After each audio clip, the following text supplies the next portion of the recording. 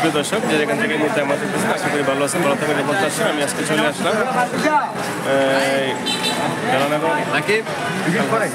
কাদিমুল্লাহ বাড়ির সামনে।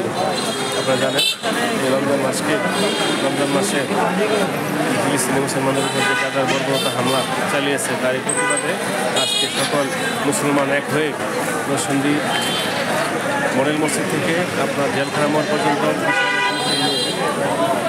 প্রতিবাদ মিছিল করেন সকলেই।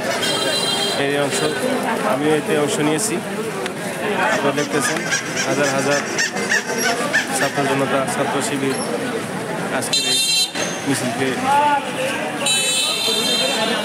সফল করার জন্য সবাই যোগ দিয়েছেন।